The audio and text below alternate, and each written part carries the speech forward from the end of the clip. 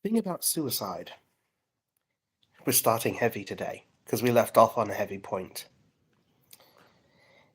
is once you've thought about it, I mean, seriously thought about it as a life option, those thoughts tend to keep coming back, even if you turn away from that path. Every time your life hits a roadblock that you seem like you can't get past, every time something gets broken and you feel like you can't fix it, but you can't let go of the feeling that it desperately needs to be fixed. It burns in you in your soul. Those thoughts tend to come back. It's difficult.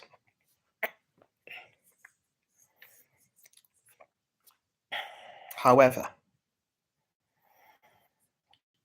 life can go on. And my life did go on. I sometimes think about something I call the stack. It's like every time um, you have a new setback in life, a new brokenness that you can't live with, it goes on the stack. And all of life feels like clawing down through the stack, trying to pull problems off of it. And tinnitus, which is what I've been dealing with recently, is just the latest thing on the stack. Um, and I didn't even know in university and before university that I was popping things on the stack. I was blissfully ignorant of it. I was unaware of the isolation. I was unaware of how far away I was. I was unaware of all of my dreams, my youth rushing past me. I wasn't aware of all of these regrets I would later have. Um, I was just aware of the hope that these things would change. And it wasn't until I realized I was not young in the sense that a teenager would think of themselves as young, um, in terms of chasing girls and first kisses and hanging out with friends in each other's bedrooms and getting into mischief, petty stuff. You know, when you're 21, girls don't want to play spin the bottle anymore. Um,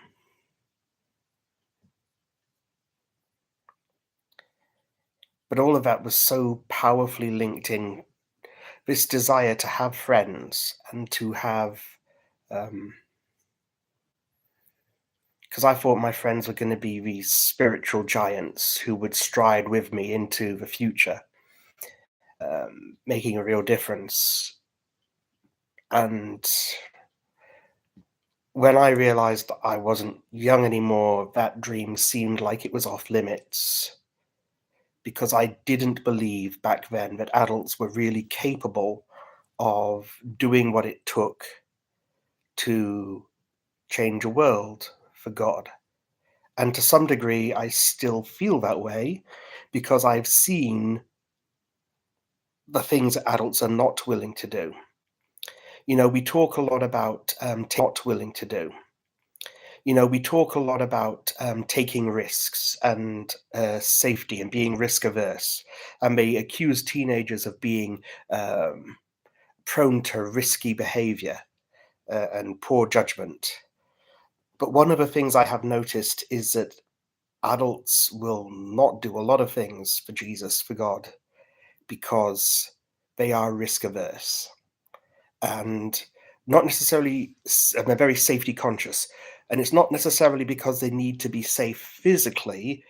You know, I think if you go out in a street preaching team or go out in your fluorescent jackets on one of these night watches where they go around with a first aid kit speaking to people, they accept there's some personal danger there, even though it's a very controlled level of personal danger. But reputational safety, oh my goodness. Adults are just incapable of taking risks with reputational safety. I'm reminded of something a preacher once said. A young woman, well, she was that young at that time, turned around and said something along the lines of, you talk about how devoted you are to God and how you would do the same things that the prophets did and all of this. If Elisha had done what he'd done in your church, you would have had a fit. If like a middle-aged old man had taken a dead boy and laid on top of him, if he hadn't come back to life, which he did in Elisha's case, if he hadn't, you'd have been like, "Oh my goodness, didn't we have a child safeguarding policy? How could this possibly have happened?" Of course, nothing sexual about what Elisha was doing, but everyone assumes so. And everyone is always so concerned with avoiding reputational damage, because they're concerned with the way things are viewed, not with the way things really are and what people's intentions are. Um, you know, and I think that's one of the reasons why the idea of kids in ministry and young adults, teenagers in ministry terrifies churches, is because they are terrified of reputational damage and terrified of the fact that young people are not all that worried about it all the time.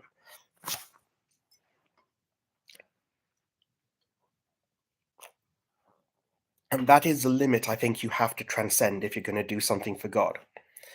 Um, I'm reminded of a certain pastor, because I don't want to get into needless controversy, but he got in trouble because he was involved in negotiating with some very, very bad people, um, particularly hostage negotiations.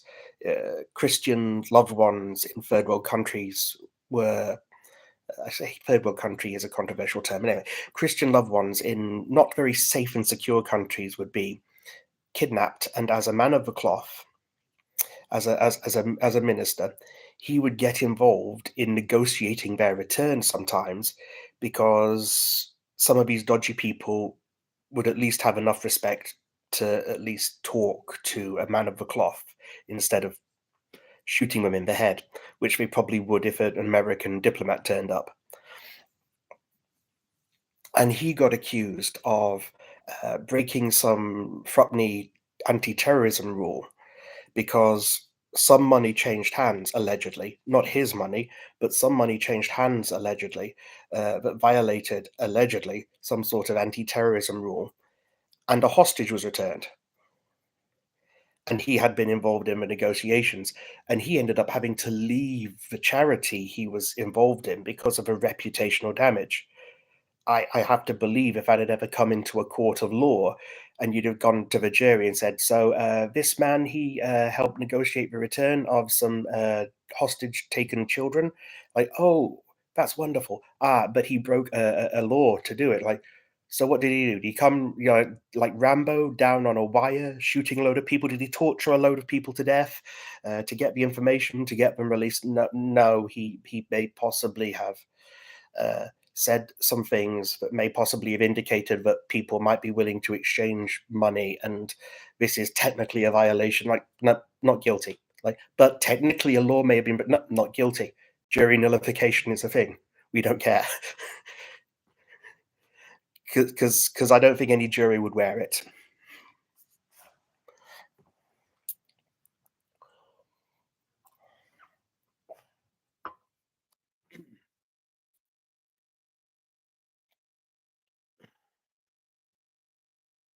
So I was in university, and I was seriously thinking of ending my own life because I thought like I'd come to a dead end and I couldn't ever see winding the clock back. I could not believe that I could be the person God wanted me to be, and that I could have the experiences I felt I needed to have, and the relationships I felt I needed to have, um, in order to be happy and to be myself and to claim my own identity, um, without being young again.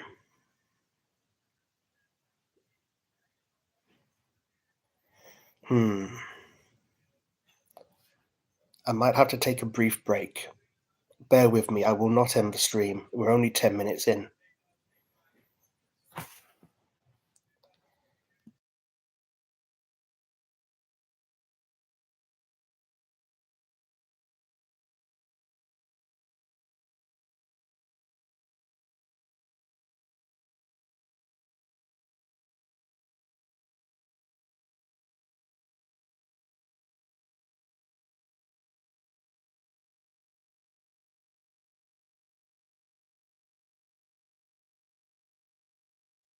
This is painful, I know, but I was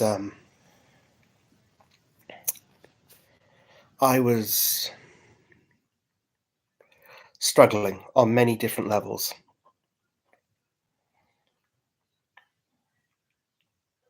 and I became completely incapable of doing well, not incapable, but greatly limited in my ability to cope with life and to do university. I stopped attending a lot of lectures. Basically, any lecture in the morning, more or less, I stopped attending um, because I spent all mornings in bed. And there was at least one course where all of the lectures were in the morning, and the only reason I passed it is because this particularly wonderful woman just passed me all of her notes. Um, and she was a real star, and I was a real pain in the neck, I'm sure. But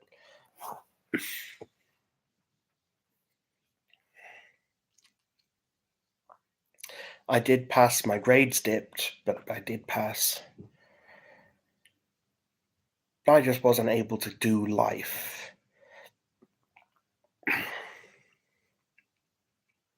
And my perspective on the world really started to change after that. Not entirely for the worst in some respects. Um,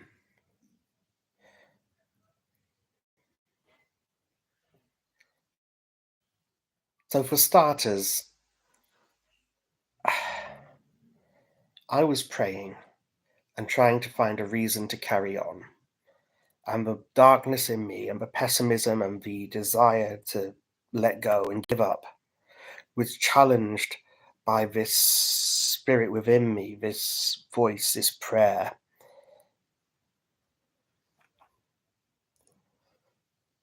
And I was inspired by all of this religious stories of the accounts of Abraham and Caleb, and there are numerous verses in the Old Testament, usually taken to be metaphorical, about God restoring people's youth, restoring the years that the locusts have eaten. Those who wait on the Lord will renew their strength, even the young grow tired and faint.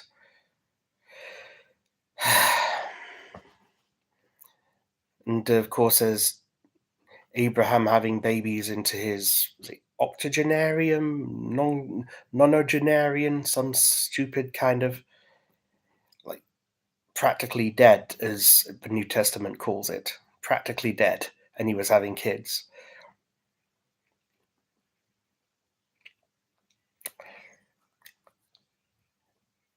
And I said, look, I don't think I can go on. I don't think I want to go on unless I can be young again. And I felt this response from God saying, well, why don't you try being young again? Why do you not believe that I could do that? That is a possibility. If all things are possible for those who believe, if even mountains can be moved, why not even that?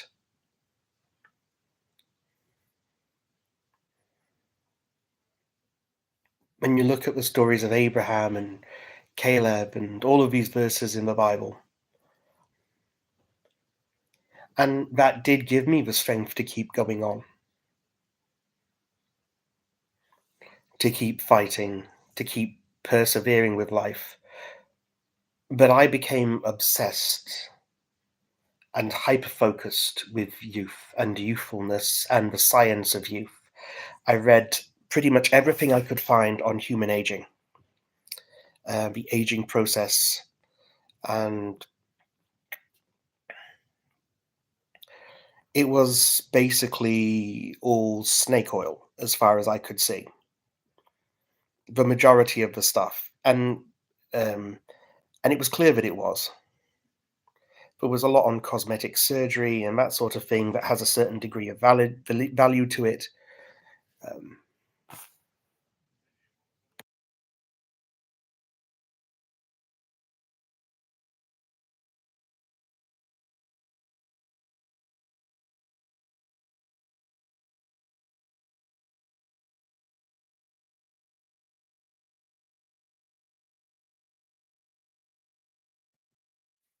But but the general consensus was that the most that could be done with plastic surgery was to take, say, maybe a 30-year-old and make them look 20, or a 40-year-old and make them look 30. That was the limit, and there was no basis, no ground for kind of trying to wind people back to adolescence. No one had ever tried, no one had ever looked at it. There wasn't even data that I could find about the whole kind of like structure and process of the changes that happen to the body and the face had never been systematically studied from 13 to 21.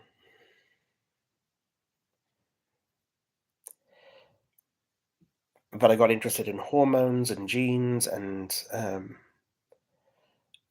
rapamycin and all of this, and virtually everything I could find seemed to suggest that the best you could do is slow the process down.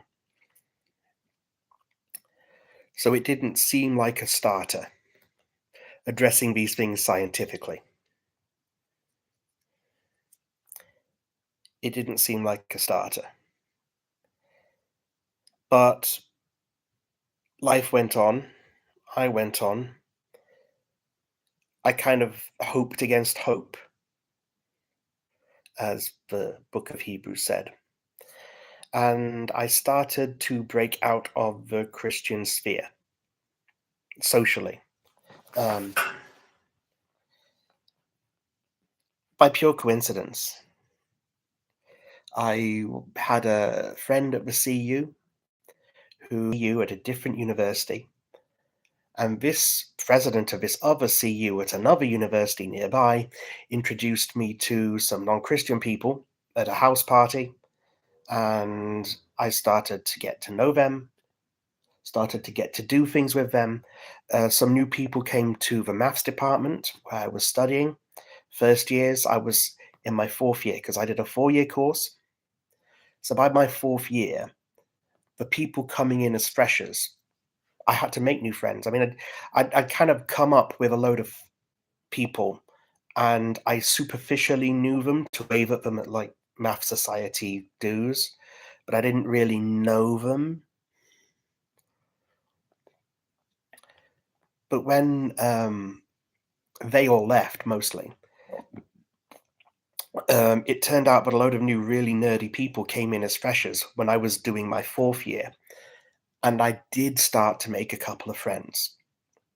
Um, and suddenly, I did start to have a small amount of a social life. I got invited to I got invited to someone's house to watch a movie once. I got uh, invited to a couple of games at cards. Facebook became a thing, which and I started to connect with other students over Facebook, get invited to house parties and things because you would spy on your friends. That's what Facebook was for. It was for spying on your friends, seeing what they were doing in their social life and saying, "Can I join in?" It was forming social connections. It brought people together. It was a more of a merrier system, Facebook back then.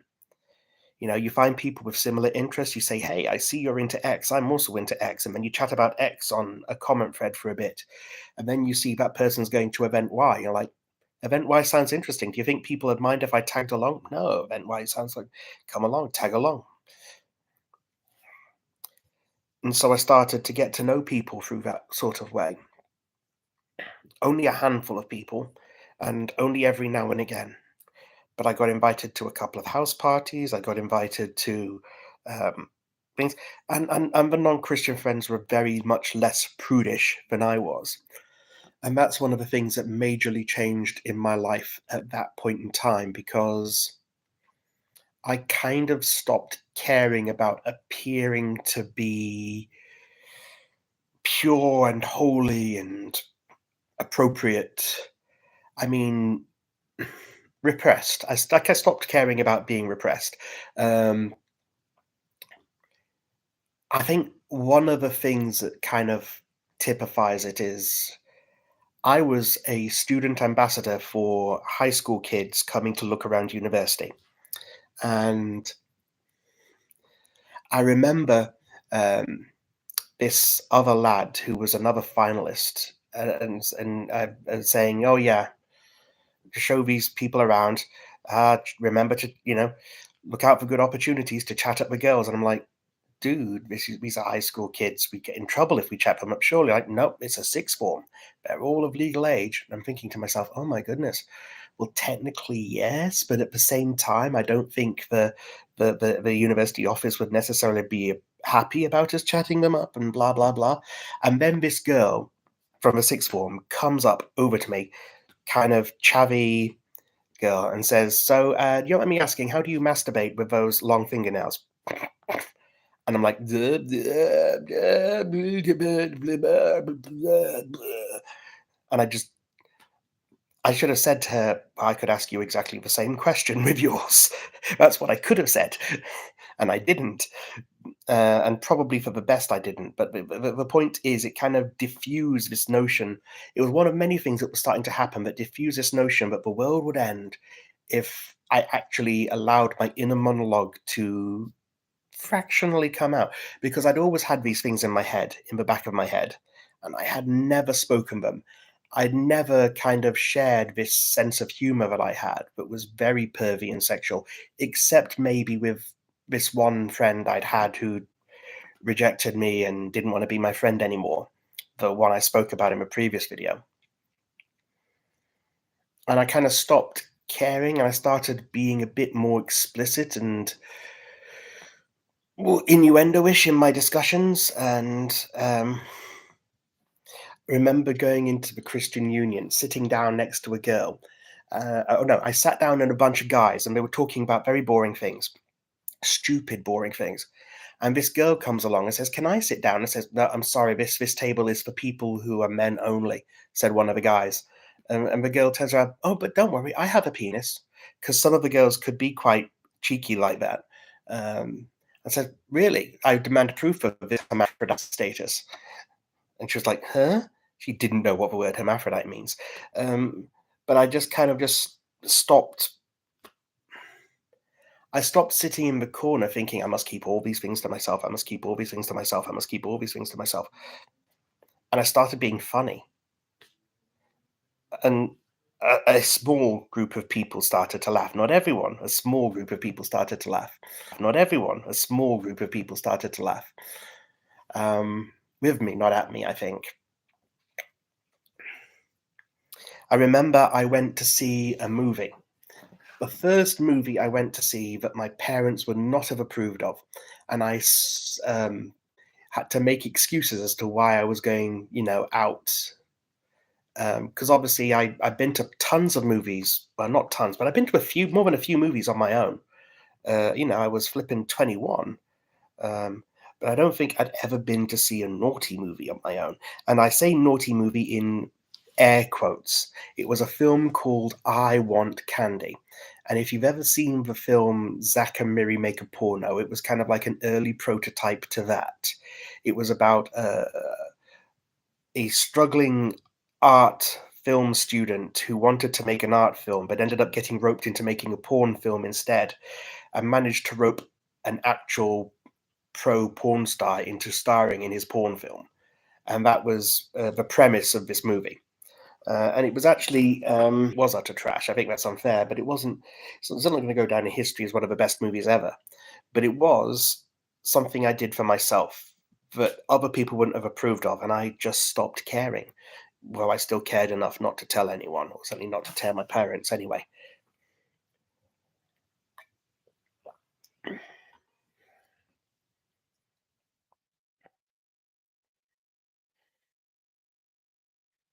And I met this one friend through Christian Union, the other Christian Union, the president, who again was pretty accepting and welcoming and open, and again also shared this surrealist sense of humor. We used to swap weird texts on a regular basis about thinking her life was surreal until she was bubbled by a unicorn in a sundress or something like that. Um,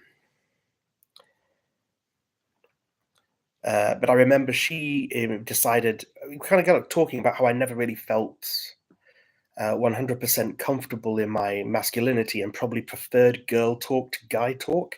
And so we ended up having a lot of girl talk. It's a shame I can't show you my artistic pictures. Like, artistic pictures? What's wrong? You can show me artistic pictures. I would happily see whatever artistic endeavors you done. No, no, the artistic pictures I took between with me and my boyfriend. I'm like, oh, oh. Well, would you show anyone those pictures? Oh yeah, I show my female friends those pictures. Like, I feel very strange about this. I feel somewhat slighted that I'm not allowed to see these, even though, you know, it is kind of weird that you be showing these around. Like, "Oh, okay." Mhm. But she did. She started inviting me out to watching DVDs with the girls. I think we had a Sex in the City marathon session. Um, and then she graduated university and exchanged letters with me for a few years and text, and then just dropped off the face of the earth and ghosted me, which a lot of people have done over the years. I have had a lot of ghosting in my life. Oh my goodness, I've had a lot of ghosting in my life.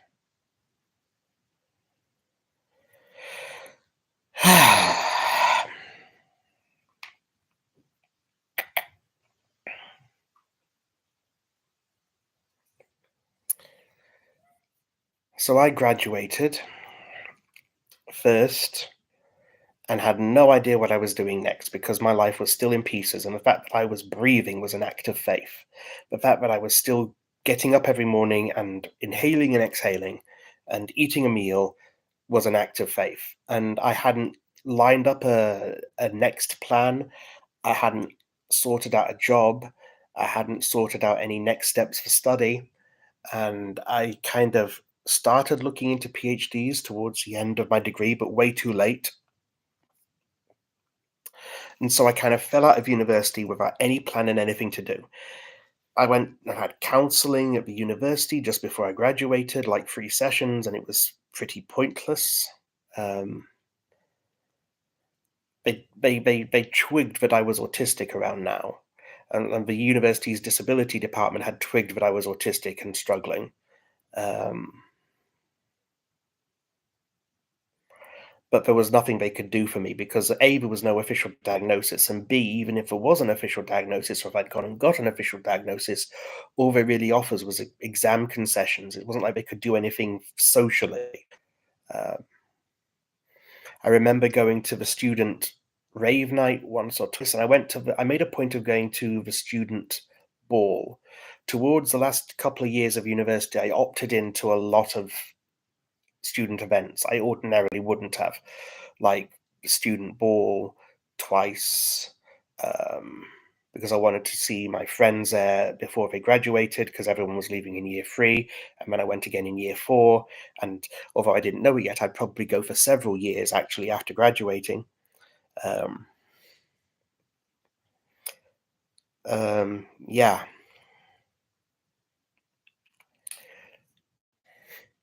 I just kept blasting on through life. But at the end of the day, as soon as I graduated, most of these things that I've been holding on to socially started to degrade and crumble. Most of those relatively shallow connections started to evaporate.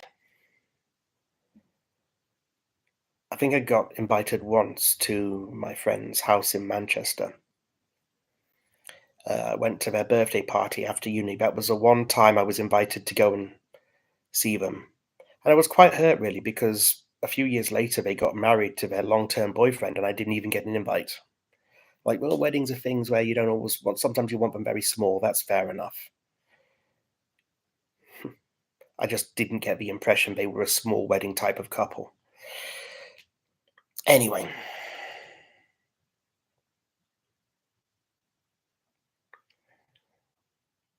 I was in pieces and falling apart, and the few friends that were still in contact with me were concerned after I graduated. Um, we actually got in touch with a dude. Um, so my dad knew a dude who knew a dude who worked at another university and said, "Oh, my son's quite bright, but he can't seem to find a good PhD place." And it says, "Oh, what's his area? Oh, mathematics. Oh, we've been wanting to get a mathematician for a PhD." And so I was introduced to this guy. I says, "Oh, you interested? We've had this project and we have this in mind. Does it sound like something you could do?" I says, "That sounds like really interesting, and I could certainly manage it. I think the maths is well within my capacity." Um, and kind of was it like 8 months or so after I had left uni and graduated, I was starting a PhD. Oh, a hell of a lot happened in that 8 months, didn't they? Because I was desperate. I was desperate for my life to be anything other than what it was, and to see some sign that God could turn my life around. So I went to Argentina because I remember going to some meetings where a particular Argentinian preacher had talked about all of the amazing miracles they were seeing in Argentina. Oh, people are being raised from the dead, and we're seeing the deaf healed, and the blind are seeing, and all of these amazing things are happening. And I'm thinking to myself, that's wonderful. I want to see a miracle with my own eyes. I want to see a miracle with my own eyes because I want to know that God can change my life and turn it around. And so they run a kind of like missionary tour almost, where you go over there and you attend several lectures given by various different guest speakers, but then they take you into a local church and help them on a missionary project for a week, and then you come home. And I'm like, I'm all for this. I am. I'm going to go to Argentina. I'm going to see these miracles they keep talking about because I need to know. I need to see it for myself. And wouldn't you know, that was a year when they decided to not go to the city where they have seen lots of miracles and to the church where they've seen lots of miracles. They cut that part out of the tour that year.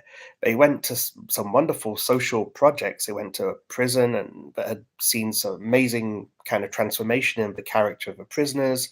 They went to some local communities that had been transformed. But the particular church where it says, "Oh, this is a church that's seen tons of miracles. We didn't go there." Uh, which is a shame. And I remember feeling kind of frustrated and isolated, and because I was thrown together with all these people, I went on my own because that's what you do when you're a loner and you don't have any friends and you don't have any support structure to help you with things. You go alone or you don't go, and that's true socially. It's true in terms of missions as well. And I went to this thing on my own. I was the only person in the group who knew myself. And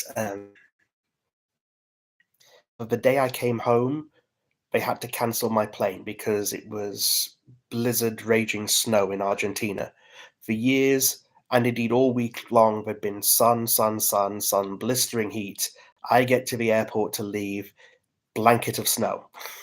It was unprecedented. And everyone in the airport is so apologetic and like, "I'm sorry, we don't know why there's so much snow. We don't know why the machines we have for unfreezing the airplane wings aren't working. It's just too much snow and ice. I'm sorry, you'll have to sleep on the floor of the airport. We're so sorry." And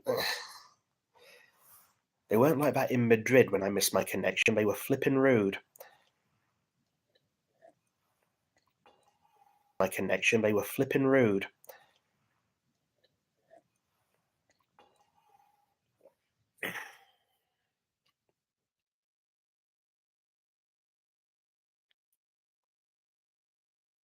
So I came back thoroughly dejected and disappointed, having not seen what I went to see.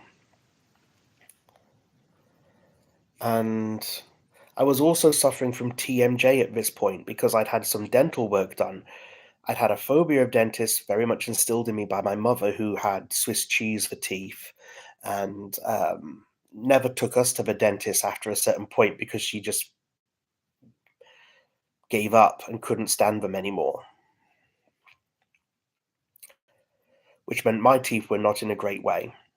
And I finally went to have some looked at. And what would you guess? The very first dental procedure I had, I got TMJ, a, a pulsing, repetitive ache in my left jaw that just stayed there for 2 or 3 years intermittently. And it was really bad for the first few months. Really, really bad. Like debilitating. Like you couldn't think about much else. I was amazed I was able to do anything. If it hadn't been summer holidays,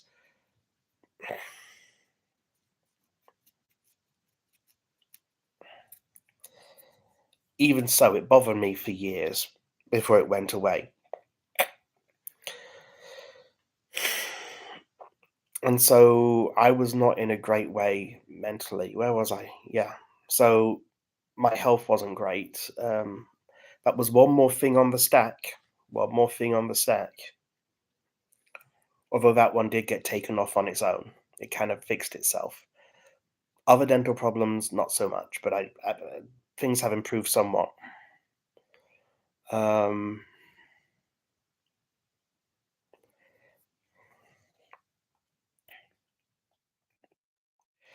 and I don't know. I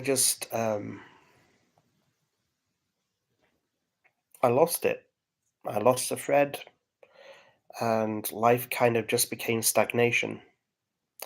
But I kept obsessively reading about aging and regeneration, and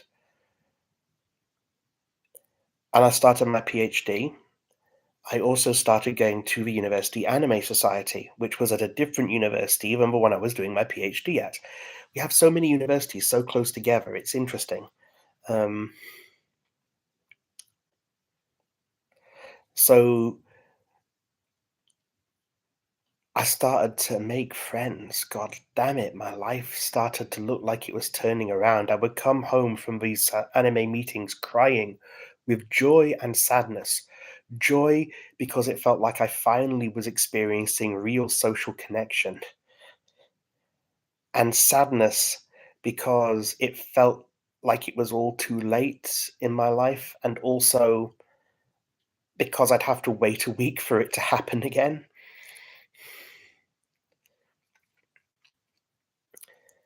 I finally had friends who wanted to talk about nerdy things all the time and didn't mind my innuendos. In fact, found them quite funny. We have jokes about panty vending machines and um,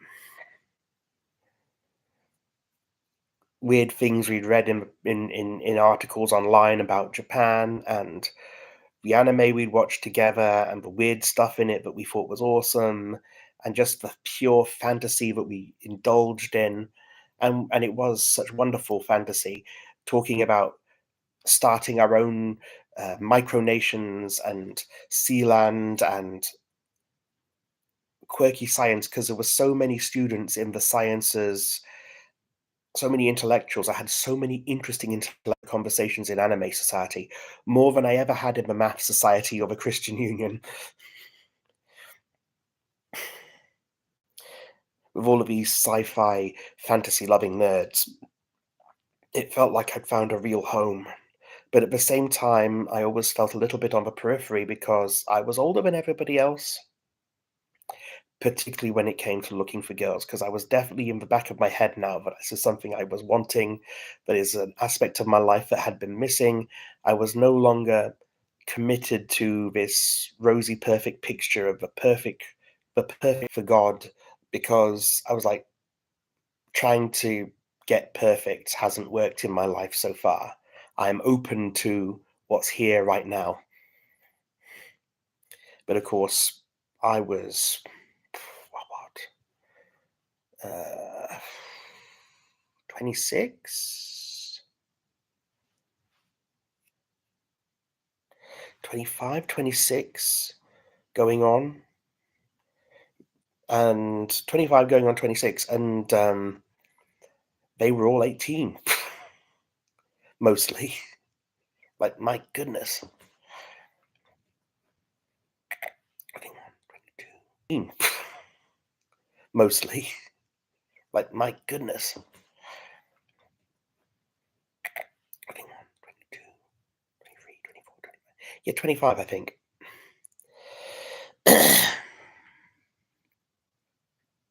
And so there was always that awkward gap there.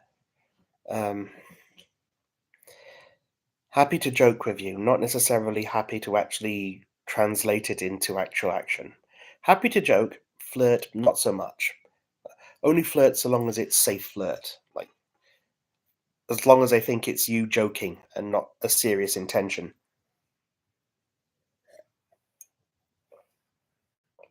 But I was quite jokey generally, and I didn't really know how to express myself, so I guess there was always a certain degree of ambiguity there.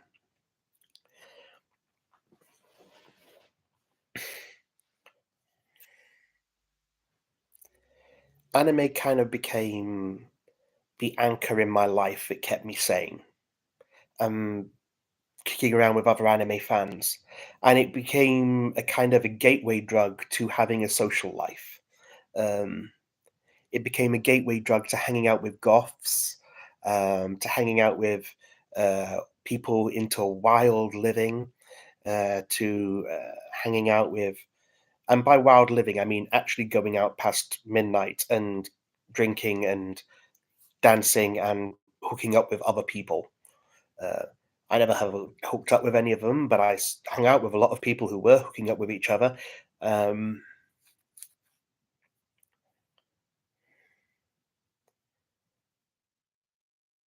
it meant, to a lesser degree, house parties. I never really got, at least in those early years of my PhD, I never really got included in the house parties kind of thing. I was deeply touched when someone invited me out to my first golf club because it was his birthday party and he wanted me to join him.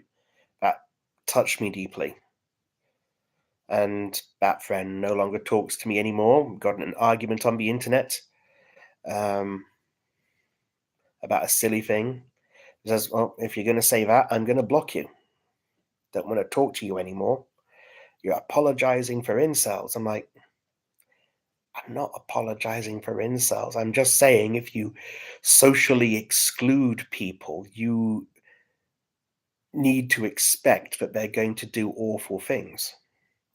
You know, you have an obligation to socially include people, even if they are creepy and make you uncomfortable, because if you don't, they're going to get worse. And sooner or later, they're going to do something. They're going to be the school shooter, you know? You have an obligation to be inclusive. And this argument, this prophetic argument, um, for someone who would end up finding himself excluded quite a lot um, many years down the road, um, cost us our friendship.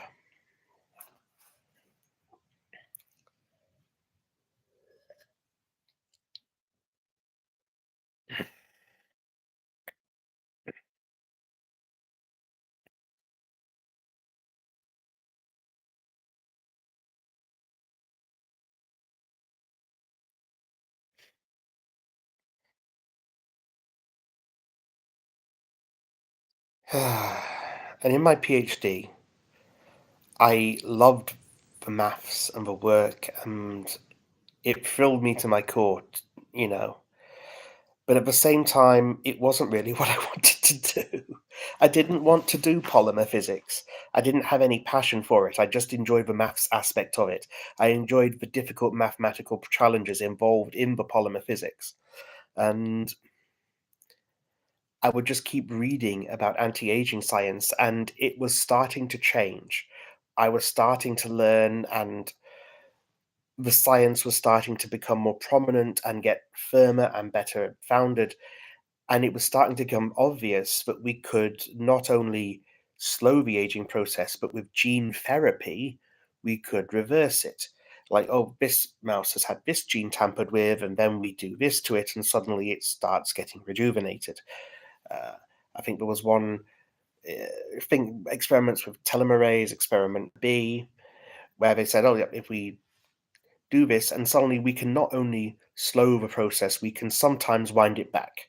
And that's when I started thinking, okay, these new technologies, RNA interference, these new gene vectors that are becoming more popular. I think AAVs were starting to become popular around then.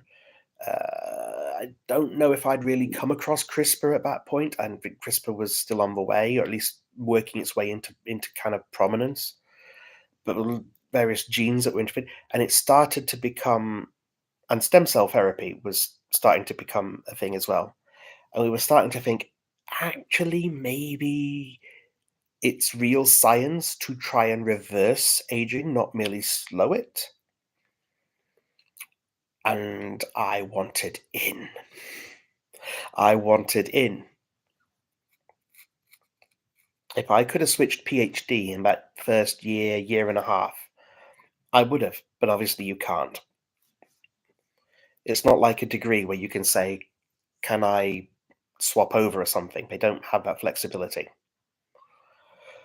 Particularly not since it was part industrially funded, as I recall, or something like that.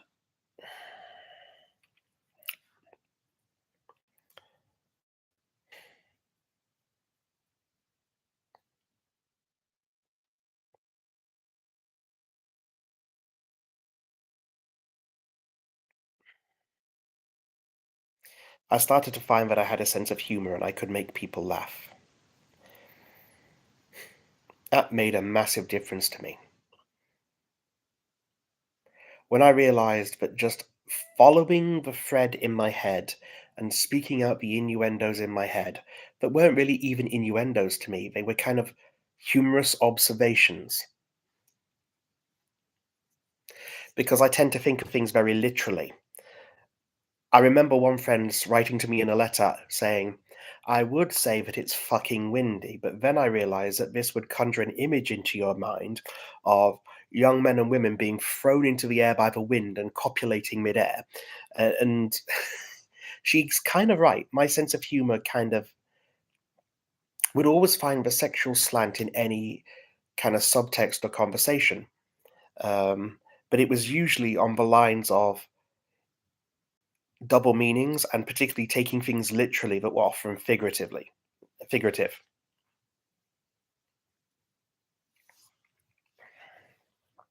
which is maybe an aspect of an autistic brain.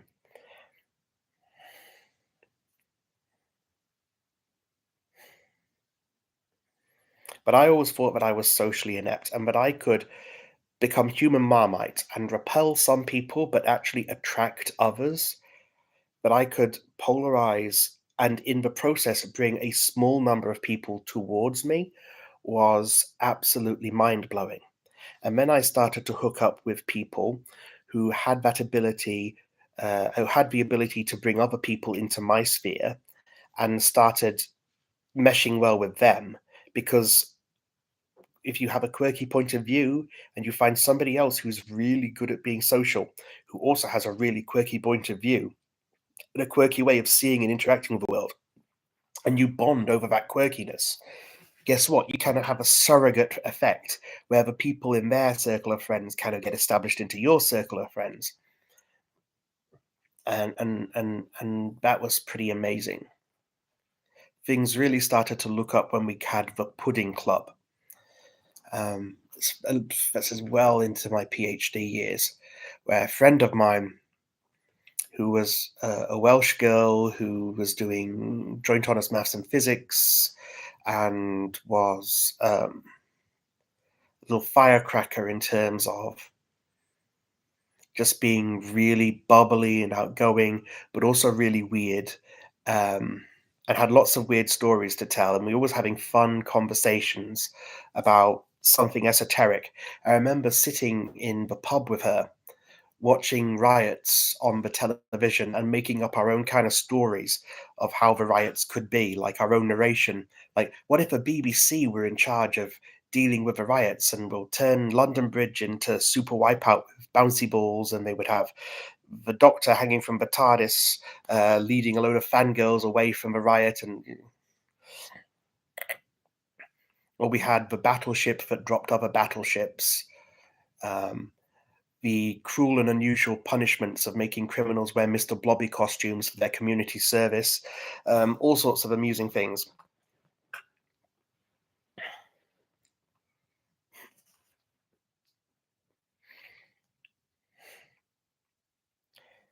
For a brief period, it looked like I might be about to get a social life. I wasn't quite there. I'll give you an example how I wasn't there. They wanted to organize a weekend away because the Anime Society's president at that point was organizing a boozy weekend away that was basically a massive pub crawl on a canal barge. And we assumed they were going to fall off a canal barge and all die in a drunken stupor. But we wanted to do something fun, like go to the beach. We wanted a beach anime of an anime. That's what I wanted. I wanted a beach anime episode of an anime, right? I wanted us all there enjoying the sun, not necessarily breaking watermelons, but enjoying ice creams and all the girls in their bikinis and all just sitting under the shade and paddling in the sea and slashing each other. That's what I wanted. I don't know if it's what they wanted, but we wanted a weekend away. And I was tasked with organizing it. And as soon as I actually tried to actually do it, I went into full autistic brain mode and sort of picked like several different destinations that people had suggested, several different activities. Um, I, and I just like, okay, these are the dates. Can you give me dates? A, B, C, D dates. And I'm like, no, we can't commit to dates. And I think the intensity with which I'd gone into it maybe put them off. Um, the fact that one girl's boyfriend asked, could I find a place to put her in a cage, may possibly have put them off because I thought it would be funny to treat it as if it was a serious request and started listing sex dungeons in the area, as well as medieval castles with cages and local stocks and pillories and things like this. And we're like, this is too much information. Uh, because my brain always goes to the nth degree. But I think the real problem was ultimately it looked like I was the only one who was so enthusiastic that I was definitely going to go no matter what. And because I couldn't reassure them that anybody else was going to go, the idea of being there with just me, particularly since the group was probably like two-thirds girls, the idea of being there with just me was abhorrent to them. Was like, it's going to be really awkward if I end up on a weekend away with well, not a random guy, a friend, but a friend guy without any other girls or even any other guys. That's going to be almost like a date, and that's just awkward. Um, and it looked like that could possibly happen because everyone was hesitant to be the first one to jump in. If one of the guys had jumped in and said, I'm definitely going, but none of them did.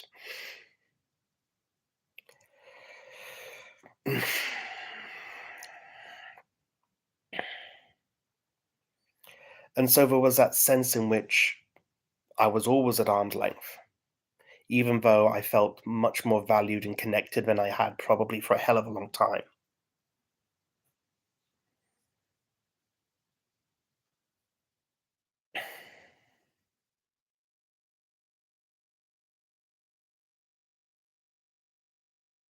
And where this is all going, I suppose, is that I needed this to continue on this trajectory. I needed it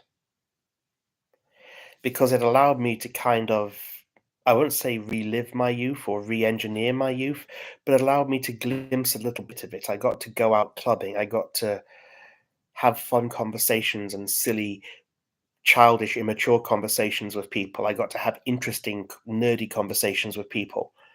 Um, I occasionally got invited to social events, even if it was a little bit arm's length. I needed that trajectory to continue and for me to get more and more embedded. And unfortunately, it wouldn't.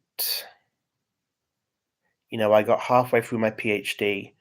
That's a good point at which to pick up again, about halfway through my PhD, when some health issues arose and some drama arose, and people started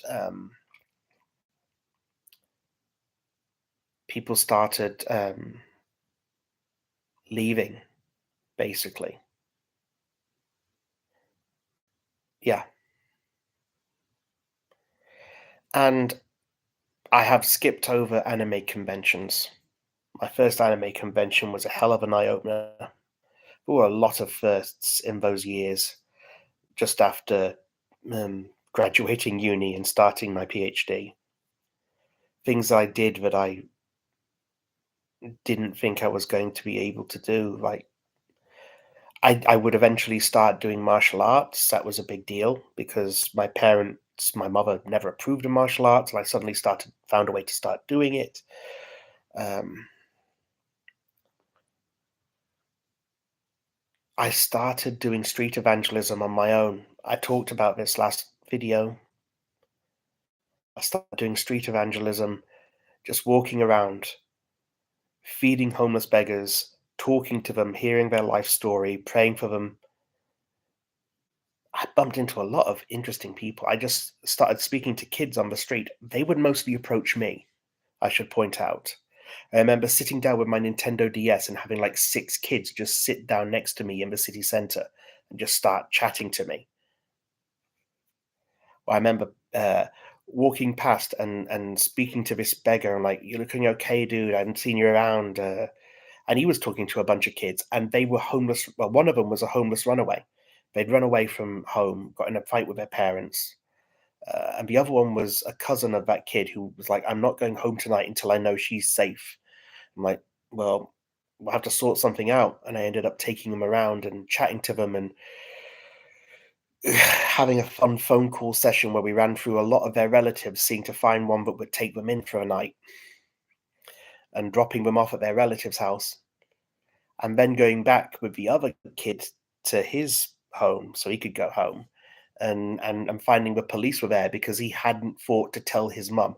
I mean, his mum would have said, "Come home," but hadn't thought to tell his mum, "I'm going to be out late," and she'd rung the police. Absolutely, you know.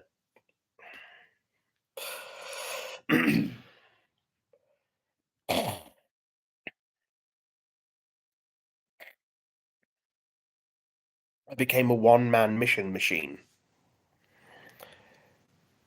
and I like to think I made people's lives a little better. I didn't see any miracles. A few years after I finished my PhD, I'd have people come up to me and saying, "Oh, you were the guy who used to be kind to me on the street and talked to me and prayed for me, and I managed to get a house now, and I'm off drugs now, and it's amazing." And that's really good. That's really great. So at least some people, I'd like to think, were influenced for the better, but it was very much the Lone Ranger one-man show because at that time there was nothing in my church that was happening. Yeah, I got involved with my churches. I went to a new church. Okay, that's a thing that really needs addressing in the next video. The new church and the young adults group at the new church. That played an important part of my PhD, and that played an important part of things as well. And the youth camps as well. Yeah, that was an interesting one. All topics for a later date. I hope this is somewhat helpful. It's been a long gap, and I don't know if it's doing me or you any good. It's not super coherent, maybe because of a long gap, but I like to think that some benefit, some good is coming out of this, for me, if not for you, whoever you might be.